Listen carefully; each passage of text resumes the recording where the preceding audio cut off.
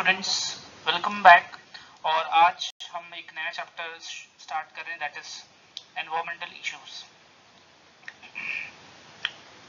सो environmental issues जो chapter है उसमें हम जनरली पॉपुलेशन से कैसे पोल्यूशन बढ़ता है, राइट, उसके अलावा कैसे हम अपने रिसोर्सेज को एक्सप्लॉइट कर रहे हैं बहुत ज़्यादा, राइट, इंडस्ट्रियलाइजेशन से भी पोल्यूशन होता है, राइट। सो ऐसे कुछ चीज़ें देखेंगे हम, डिफरेंट टाइप्स के पोल्यूशन देखेंगे, water pollution, air pollution, soil pollution. इसके अलावा उनके लिए हमको क्या करना चाहिए ताकि पोल्यूशन जो है वो कम हो या बिल्कुल ना हो, right. So we are going to discuss the precautions, right. So बहुत इंपॉर्टेंट अगेन ये चैप्टर है। सो लेट्स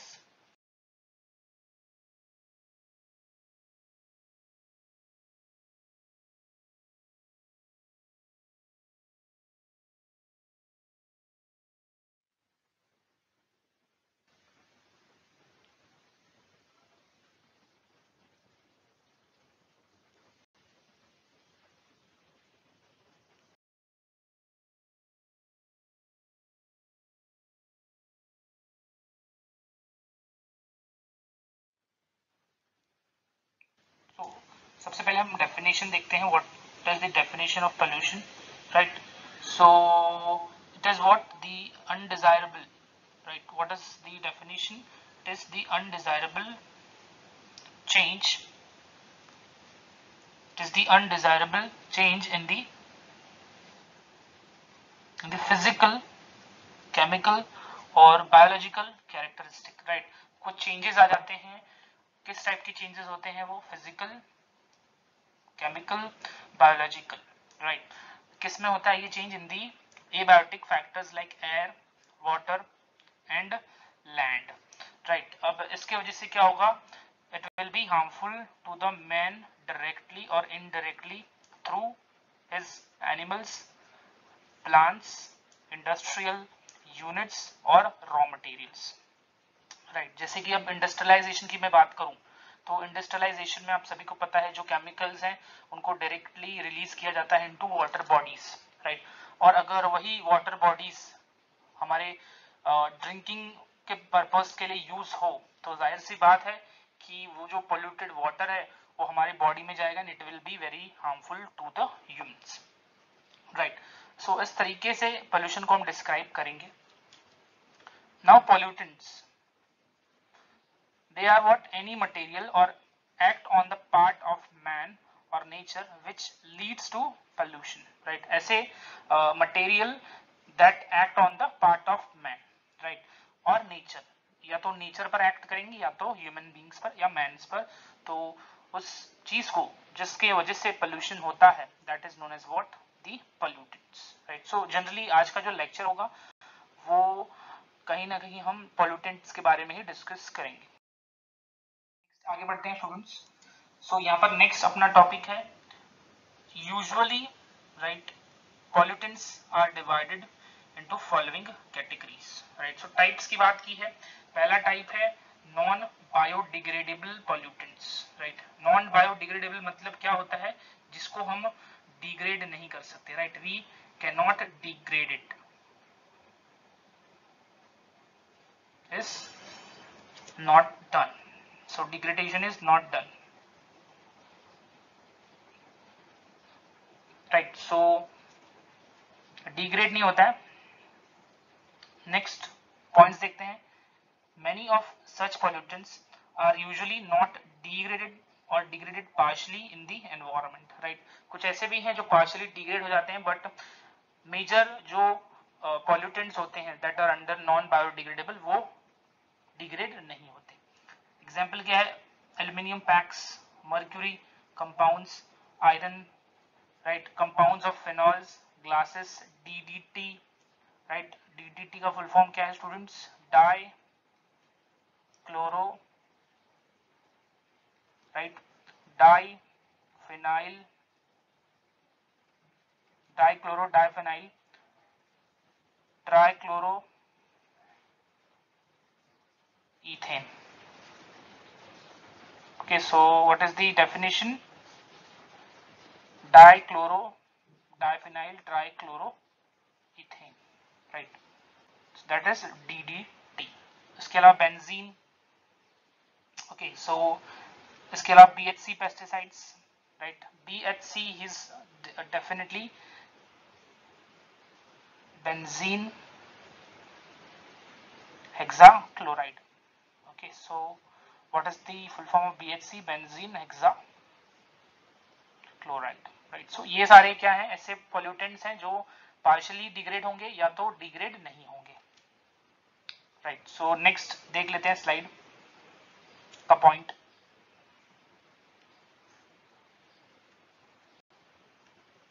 So मैं इसको रफ कर रहा हूँ.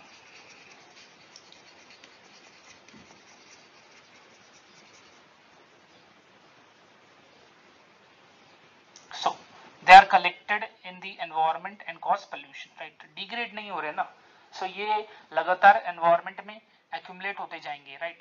And accumulate होने के बाद क्या cause करेंगे? Pollution. Pollutants are harmful even in low concentration, right? Concentration low हो या high हो, जो उसका harmness है वो definitely वो करेगा, right, and harm increases with their increasing concentration. देखो जो चीज हार्म करेगी, जैसे पोल्यूटेंट है वो हार्म करेंगे, भले ही आप उसकी क्वांटिटी कम लो या ज्यादा लो, राइट. सो कम अगर कॉन्सेंट्रेशन होगा तो जो हार्म है वो कम होगा, ज्यादा कॉन्सेंट्रेशन में होगा तो जो हार्म है वो ज्यादा होगा, right. But pollutants are harmful, right. So next देखते हैं third point. No treatment is found in the nature for their recycling, right. इसको रिसाइकलिंग नहीं कर पा रहे हैं हम लोग, राइट. तो अब इसको क्या कर सकते हैं, इस तरीके के जो हार्मफुल सब्सटेंसेस हो उनसे पॉल्यूशन हो रहा है, राइट. तो इनके लिए हम क्या प्रिवेंशन कर सकते हैं. So there are two methods by which we can stop the pollution caused by the pollutants. पहला क्या है, such type of substance should be banned, या तो इनको बैन कर दिया जाए, राइट, इनका यूज या फिर इनका अल्टरनेटिव ढूंढा जाए, right. That is the second, using their alternative substances, right. So ये दो प्रिकॉशंस हैं जो हम ले सकते हैं in order to avoid the pollutants. Which types of pollutants? Non biodegradable, right. So पहला क्या है, सब्सटेंस पर बैन लगना चाहिए जो पोल्यूशन कॉज कर रहे हैं. दूसरी चीज है अल्टरनेटिव सब्सटेंस ढूंढना चाहिए, राइट. नेक्स्ट, इस डायग्राम में आपको प्लास्टिक्स बहुत सारे दिखाई दे रहे हैं, right. Different types of plastics. So second type है बायोडिग्रेडेबल पोल्यूटेंट्स, राइट. बहुत ही बेसिक लेवल पर हम अभी सीख रहे हैं इस चैप्टर को. नॉन बायोडिग्रेडेबल हमने देखा ऐसे सब्सटेंसेस या ऐसे पोल्यूटेंट्स जो क्या कर रहे हैं, डिग्रेड नहीं हो रहे हैं बिल्कुल भी या फिर पार्शियली डिग्रेड हो रहे हैं, राइट. बायोडिग्रेडेबल क्या होगा, जनरली ये जो भी पोल्यूटेंट्स होंगे they will be from the domestic होंगे. If much of domestic sewage, papers, wood, garbage, livestock waste जैसे काउ डंग है etcetera are easily degraded completely by microbes, it becomes useful, right. So biodegradable means इसको आसानी से degrade किया जाएगा with the help of microorganisms. किसके help से? with the help of microorganisms. But if these materials enter the environment in such large quantities that they cannot be degraded completely, then addition of these material causes pollution in the environment, right. So देखो जैसे जैसे population बढ़ रहा है, right. सो कहीं ना कहीं ये जो डोमेस्टिक सीवेज पेपर है, बोर्ड्स हैं, गार्बेज है, उनका भी नंबर बढ़ रहा है, राइट. सो कहीं ना कहीं ये भी ध्यान में रखना है कि जो ये बायोडिग्रेडेबल पॉल्यूटेंट्स है वो ज्यादा ना हो, बिकॉज अगर इनकी क्वांटिटी ज्यादा हो गई तो इनको डिग्रेड करने में काफी टाइम जाएगा और तब तक कहीं ना कहीं एनवायरमेंट को हार्म हो जाएगा, राइट. सो जरूरी है कि जो डिग्रेडेशन है उस पर भी ध्यान रखा जाए. यस, माइक्रो ऑर्गेनिजम्स जरूर इनको डिग्रेड कर रहे हैं, बट अगर बहुत ज्यादा क्वांटिटी हो गई तो डेफिनेटली टाइम लगेगा, राइट. नेक्स्ट आगे बढ़ते हैं. सो प्राइमरी पॉल्यूटेंट्स के बारे में देखते हैं, right. What is primary pollutants? These persist in the form in which they are added to the environment, right. ये उसी फॉर्म में पाए जाएंगे जिस फॉर्म में इनको एनवायरमेंट में ऐड किया जाएगा। एग्जाम्पल क्या है, DDT and carbon monoxide, right, dichloro diphenyl trichloroethane, right. Secondary pollutants क्या होते हैं, these are formed by chemical reaction among primary pollutants. So primary pollutants याद रखना है कि ये जो फॉर्म में इनको ऐड किया जाता है एनवायरमेंट में, वही फॉर्म में ये एनवायरमेंट में रह जाएंगे, राइट। जबकि सेकेंडरी पोल्यूटेंट में याद रखना है कि इनके बीच में क्या होगा, there will be a chemical reaction between the primary pollutant. So primary pollutant से ही सेकेंडरी पोल्यूटेंट बनता है, इसको याद रखना है, ओके। सो प्राइमरी पोल्यूटेंट से ही क्या बनेगा, सेकेंडरी पोल्यूटेंट। कैसे, बाय केमिकल रिएक्शंस, ओके। सो इसमें एग्जाम्पल क्या है, फोटोकेमिकल स्मॉग। फोटोकेमिकल स्मॉग का मतलब क्या होता है स्टूडेंट्स, जब लाइट रिएक्ट करती है नाइट्रोजन ऑक्साइड से,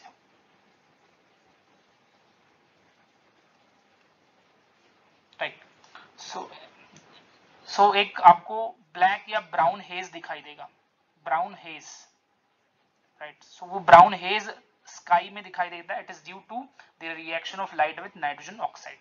इसके अलावा आपको क्या दिखाई देगा, लंदन स्मॉग, ये भी एक सेकेंडरी पोल्यूटेंट है। Pan O3 that is ozone, pan O3, ये सब भी हमें इस आगे वाले लेक्चर्स में पढ़ेंगे, राइट। सो ये दो टाइप के पोल्यूटेंट्स हैं, याद रखना है। प्राइमरी जो कि जिस फॉर्म में इसको एनवायरमेंट में ऐड किया जाएगा उसी फॉर्म में ये वहां रहेंगे, राइट। सेकेंडरी पोल्यूटेंट याद रखना है, they are formed by the chemical reaction among the primary pollutants, right? So next आगे बढ़ते हैं, what is synergism? Synergism, so just a minute, मैं erase कर देता हूँ।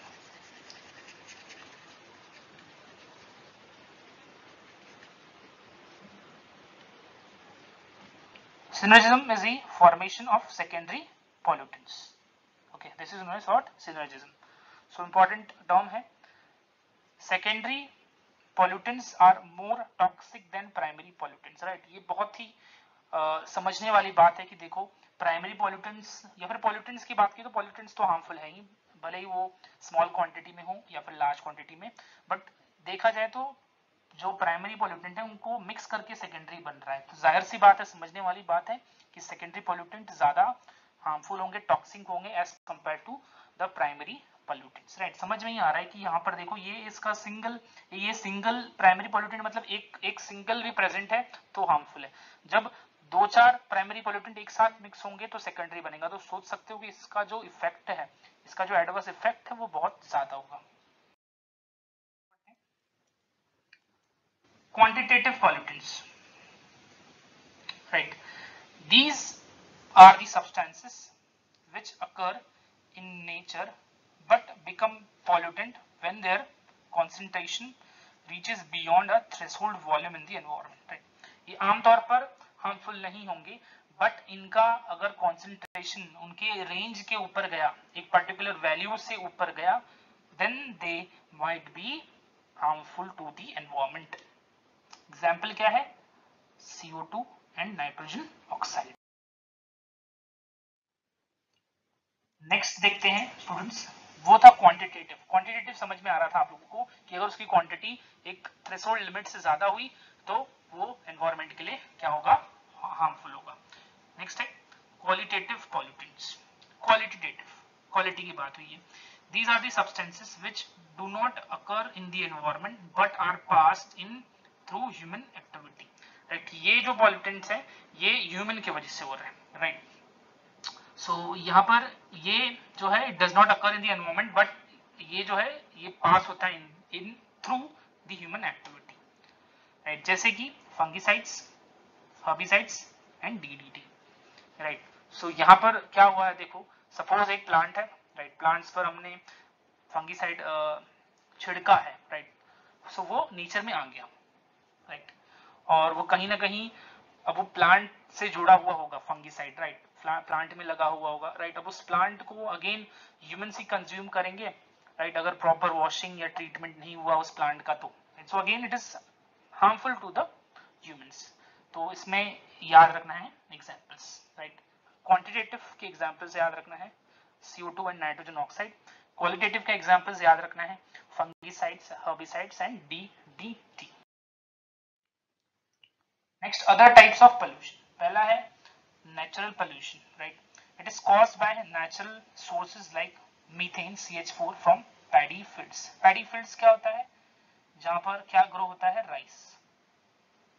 And cattle, marsh, forest fire, right. So ये जो पोल्यूशन है it is caused by natural sources like CH4, जिनका सोर्स CH4 का source paddy field, cattle, marsh and forest fire. Next है एंथ्रोपोजेनिक पोल्यूशन। नेक्स्ट क्या है, anthropogenic pollution. It is caused by human.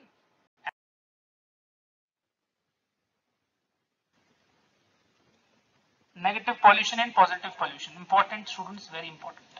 Okay, so negative pollution क्या होता है, loss of soil productivity, right। जब soil की productivity खत्म हो जाती है, example overgrazing, right। negative pollution का example क्या है, overgrazing, soil erosion, removal or absence of desirable substances, मतलब कोई भी useful minerals absent है at right place which results in loss of soil productivity। so soil productivity जब खत्म हो जाएगी, राइट, सो उसको बोलेंगे नेगेटिव पोल्यूशन। और नेगेटिव पोल्यूशन किन रीजन से हो सकता है, over grazing, soil erosion, removal or absence of desirable substances at right place which results in loss of soil productivity। Positive pollution, it is presence or addition of undesirable substance, right। यहाँ पर देख रहे हो कि एक particular substance की वजह से क्या हो रहा है, सॉइल की प्रोडक्टिविटी खत्म हो रही है। यहाँ पर क्या होगा पॉजिटिव पोल्यूशन में कि एक अनवांटेड या अनडिजायरेबल सब्सटेंस प्रेजेंट होगा जिसकी वजह से क्या होगा, सॉइल प्रोडक्टिविटी पर असर पड़ेगा, right. At wrong place which results in the reduction of soil fertility, right. So soil, जब सॉइल का क्वालिटी खराब होगा तो जाहिर सी बात है प्लांट्स का ग्रोथ कम होगा, उनके जो फूड है उनके बनने में भी काफी सारे प्रॉब्लम्स आएंगे, right. More use of fertilisers, right, ज्यादा हम केमिकल्स यूज कर रहे हैं, राइट। अब सपोज हमको जो इंसेक्टिसाइड है वो लीव्स में मारना है तो हमने किसी और पार्ट में भी वो चला गया गलती से, राइट। सो यहाँ पर वो चीज अनवांटेडली आ गई, राइट। इसके बाद land filling by waste, right, waste से हम लैंड फिल कर रहे हैं, तो ये सारे रीजंस हो सकते हैं पॉजिटिव पोल्यूशन के, राइट। सो नेगेटिव और पॉजिटिव याद रखना है students. Next is what, different kinds of pollution, right, अलग अलग टाइप के पोल्यूशन। सबसे पहले हम एयर पोल्यूशन के बारे में डिस्कस करेंगे, राइट। अनवांटेड सब्सटेंस अगेन यहाँ पर ऐड होगा जिसकी वजह से जो एयर है उसकी फिजिकल, केमिकल, बायोलॉजिकल प्रॉपर्टीज में कुछ चेंजेस आएगा, राइट। सो देख लेते हैं, air pollution is caused due to addition of unwanted substances or gases, right। Atmospheric pollution is mainly caused by the activities of man। देखो अब आप सभी को पता है कि पॉपुलेशन बढ़ रहा है जिस वजह से व्हीकल्स बहुत ज्यादा इस्तेमाल हो रहे हैं, राइट। और जब व्हीकल्स ज्यादा इस्तेमाल होंगे तो जाहिर सी बात है कि जो हार्मफुल गैसेस निकलेंगे, राइट, वो एनवायरमेंट में जाकर कहीं ना कहीं हार्म करेंगे, right. So generally air pollution के लिए रिस्पॉन्सिबल कौन है, man. And concentrated to the inhabited and industrial complexes in the cities. तो पॉपुलेशन की वजह से हम देख पा रहे हैं कि व्हीकल ज्यादा यूज हो रहे हैं। इसके अलावा इंडस्ट्रियलाइजेशन भी एक रीजन है एयर पोल्यूशन का in the cities. There are two main categories of air pollutants, एक है गैस, एक है पार्टिकुलेट्स, राइट। सो ये पॉल्यूटेंट्स हैं, गैस के फॉर्म में भी पॉल्यूटेंट हो सकते हैं, और particulates that is particles.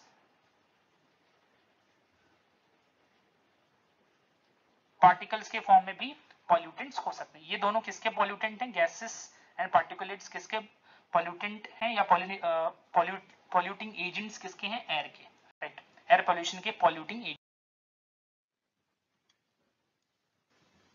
So gases materials include various gases and vapors of volatile substance. So ये जनरली किस टाइप के गैसेस होंगे या फिर वेपर्स होंगे जो कि कहां से रिलीज हुए हैं, फ्रॉम दी वोलेटाइल सब्सटेंसेस और from the volatile compound with a boiling point, जिनकी बॉइलिंग पॉइंट कम है below 200 degree Celsius, right. So यहाँ पर आपको एक इंडस्ट्रियल एरिया दिखाई दे रहा है जहां से आपको ये गैसेस रिलीज हुई दिखाई दे रही है।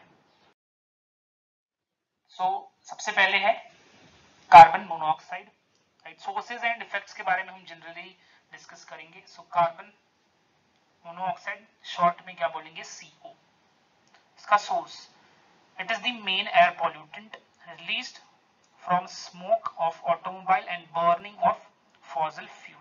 So fossil fuel burning and smoke of automobile gives the carbon monoxide, right? So petrol से निकल सकता है, CO डीजल से भी और कोल से भी।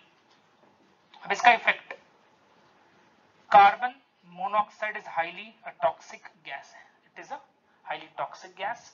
It combines with hemoglobin of the blood and block the transportation of oxygen, right। हमने पढ़ा है ये चीज की कैसे जो एफिनिटी है वो CO की ज्यादा होती है with the haemoglobin, right. So इस तरीके से कुछ ये काम करेगा। thus it impairs respiration and it causes death due to, it is causing death due to asphyxiations, right। एफेक्सिया आपने सुना होगा, when inhaled in large amount. So यहां पर क्या होता है, एफेक्सिएशन में क्या होता है, डिक्रीज होता है ऑक्सीजन, डिक्रीज इन O2, जिसकी वजह से there is what, abnormal breathing. जो ब्रीदिंग है वो क्या होती है, एबनॉर्मल। सो एबनॉर्मल ब्रीदिंग में प्रॉब्लम आता है, राइट।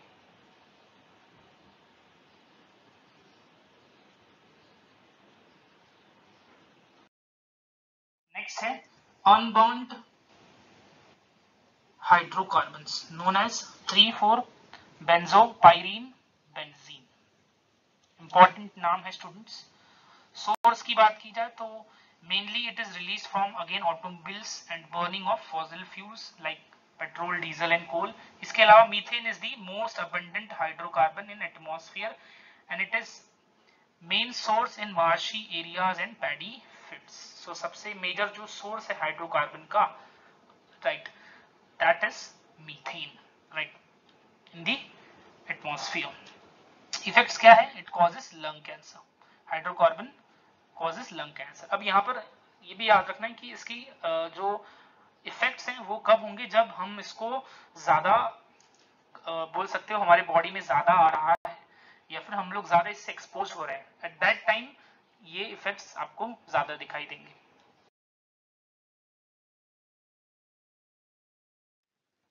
नेक्स्ट स्टूडेंट्स है ethylene.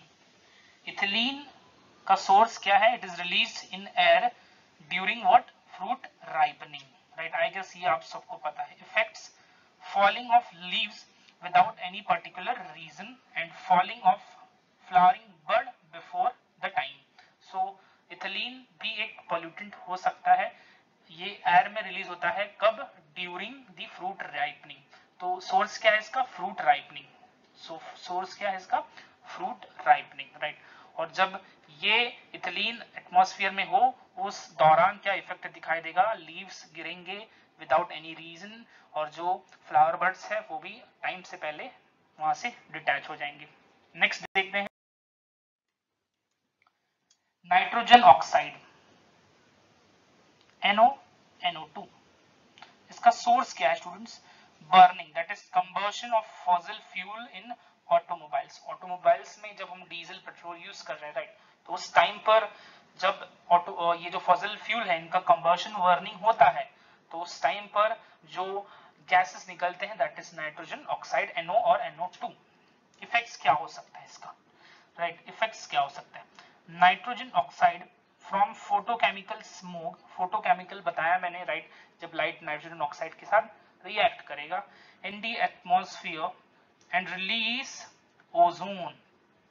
Nitrogen oxide also is responsible for what? Acid rain. Important है, याद रखना है। एसिड रेन के लिए NO2 is important. Entry of these nitrogen oxide causes respiratory trouble such as emphysema, bronchitis, swelling of lungs and lung cancer. Right. So, ये कुछ effects दिखाई देंगे अगेन जब आप इससे ज्यादा एक्सपोज्ड हो, राइट। हालांकि हाँ, इसके इफेक्ट्स कम एक्सपोज होंगे तभी भी दिखाई देंगे, बट उस टाइम पर जो इफेक्ट है वो कम होगा, राइट। जब आप इन पोल्यूटेंट से ज्यादा एक्सपोज होगे उस दौरान आपको एम्फीसेमा, ब्रोंकाइटिस हो जाएगा, लंग कैंसर इवन हो जाएगा, राइट। सो इसको याद रखना है। नेक्स्ट स्टूडेंट्स है sulphur oxide.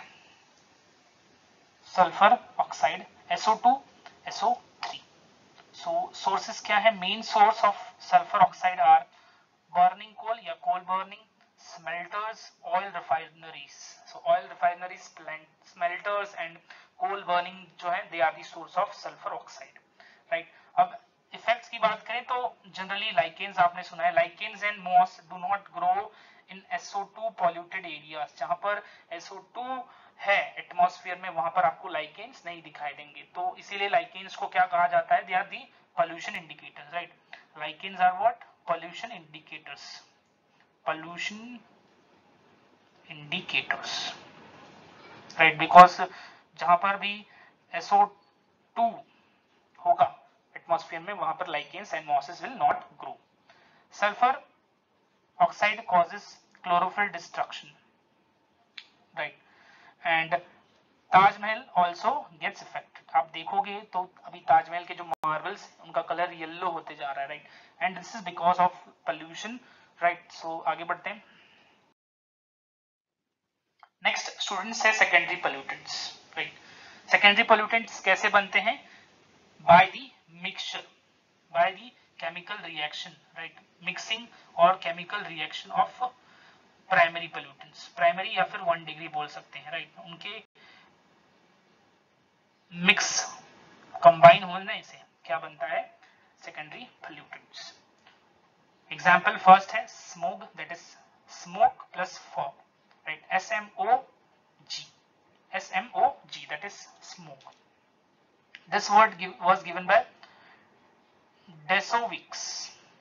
Okay, smoke is measured by Ringelmann method. दोनों important है, Desowicz and Ringelmann method. Smoke is of two types. पहला है लॉस एंजलिस स्मोक और फोटोकेमिकल स्मोक। अभी हमने इसको देखा था, राइट? हमने इसके बारे में भी डिस्कस किया था in the non biodegradable pollutants, right? So Los Angeles smoke और photochemical smoke, it was first observed in Los Angeles, इस वजह से ही इसको ये नाम पड़ा है। In this process smoke form nitrogen oxide, hydrocarbons, oxygen, UV light, high temperature are essential. तो ये फॉग स्मोक बनने के लिए ये सारे चीज एटमॉस्फेयर में होना जरूरी है। मैंने बताया आपको फोटोकेमिकल स्मॉग क्या होता है, राइट? जब नाइट्रोजन ऑक्साइड आमतौर पर रिएक्ट करता है with the UV light, these components react with each other and form reddish brown smoke, right? जिसमें क्या क्या होगा? PaNO3 नाइट्रोजन ऑक्साइड्स और ब्राउन हेज, जैसे मैंने बताया था brown air, right? Smoke, loss Angeles smoke is light induced smoke, light की वजह से हो रहा है ना, मैंने बताया वो जो यूवी लाइट है वो रिएक्ट होता है नाइट्रोजन ऑक्साइड के साथ, जिस वजह से ब्राउनी हेज या ब्राउनी एयर दिखाई देता है। नेक्स्ट स्टूडेंट्स आगे बढ़ते हैं, इससे इफेक्ट्स के बारे में जान लेते हैं। Photochemical smoke causes irritation in the eyes and harms the lungs, right? So eyes में irritation होगा, जलन होगी। Due to smoke, elastic substances like rubber tires are also affected. और ओजोन बन रहा है O3, तो ओजोन क्या कॉज करता है? Harm to the mucous membrane, right? हमने देखा अभी ओजोन भी बन रहा है, राइट?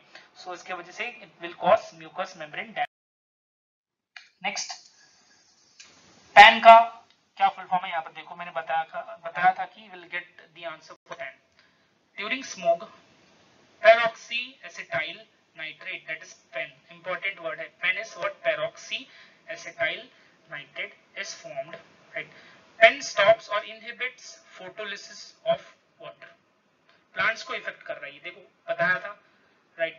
सो ये फोटोलिसिस ऑफ वाटर नहीं होने देता है, हिल्स रिएक्शन जिसको कहते हैं, राइट, एंड इफेक्ट्स और inhibit the photosystem 2, right, photosystem 2 को इनहिबिट कर रहा है ये, राइट, बिकॉज फोटोसिस्टम 2 के साथ आप सभी को पता है कि फोटोलिसिस ऑफ वाटर लिंक्ड है।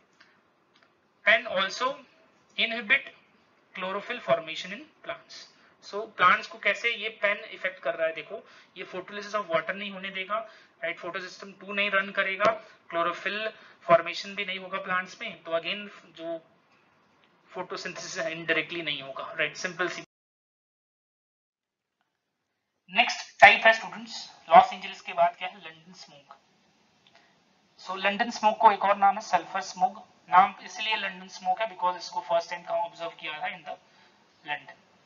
In this process, coal, smoke, fog, smoke याद रखना, smoke क्या होता है, smoke plus fog, right, मैं फिर से याद दिला रहा हूँ, sulfur oxide and low temperature are essential.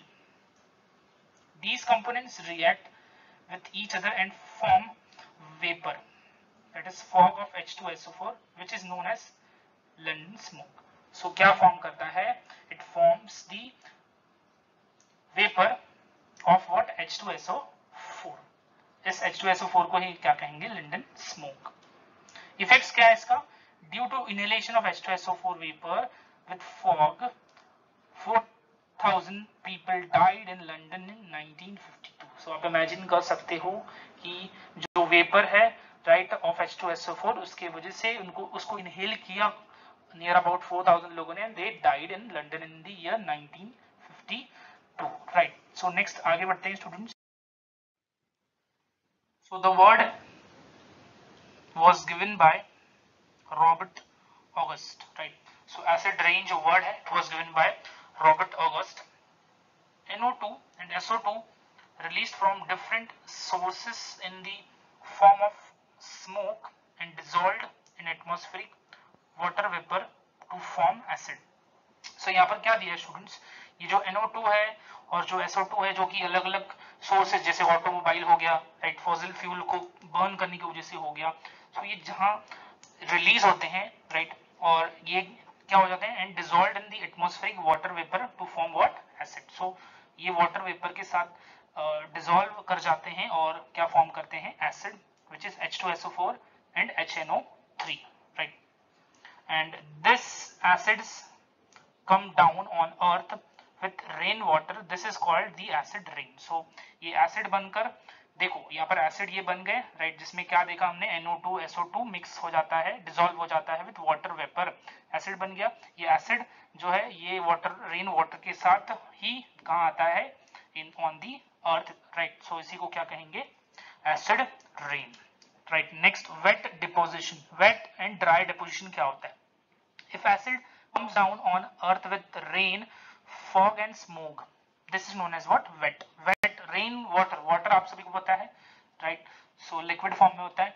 so wet deposition क्या होता है, जब acid जो है वो rain के साथ, fog के साथ या smoke के साथ earth पर गिरेगा, that will be your wet deposition, okay। so next dry deposition क्या होता है, if acid settled surface, it settles on earth surface through solid dust particles like या फिर with nitrate और sulfates, right। जब ये H2SO4 HNO3 ये settle होता है earth surface पे via solid dust particles with nitrate और sulfate, this is known as what, dry deposition, right। so दोनों में फर्क याद रखना है, wet में हम देखेंगे कि एसिड वो किसके साथ अर्थ पर आ रहा है, रेन, फॉग एंड स्मोक, और ड्राई में हम देखेंगे कि जो एसिड है it is coming through solid waste particles with nitrates और सल्फेट्स। इसको आप एक बार देख लो, the pH of acid rain is lesser than 5.6. In acid rain the ratio of H2SO4 HNO3 is 7:3, मतलब 70 परसेंट 30% का रेशियो होता है, मतलब ज्यादा क्या होता है H2SO4। तो ये भी क्वेश्चन आ सकता है कि एसिड रेन में कौन सा एसिड सबसे ज्यादा होता है। So your answer should be H2SO4 70%, और HNO3 नाइट्रिक एसिड कितना होता है, ओनली 30%। राइट, इफेक्ट्स देखते हैं एसिड रेन के। Due to acid rain acidity of soil and water increases. जाहिर सी बात है, एसिड गिर रहा है, जमीन पर भी गिरेगा, पानी के अंदर भी जाएगा, राइट। सो वहां पर जो सॉइल एंड वाटर है उसकी एसिडिटी इंक्रीज हो जाएगी, right. Acid rain also causes damages to the historical monuments like Taj Mahal, red forts, right. So ये एसिड की वजह से आपको एक और चीज जैसे मैंने बताया था, जो ताजमहल है वो येलो, उनके जो मार्बल्स हैं वो अब येलो कलर के हो रहे हैं because of these acid rain. Acid rain आप देखोगे बहुत फ्रीक्वेंट हो गया है एसिड रेन, राइट। सो ये जो हमारे हिस्टोरिकल मॉन्यूमेंट्स हैं उनमें उनको भी डैमेज कर रहा है, right. So this is for the lecture. Thank you very much.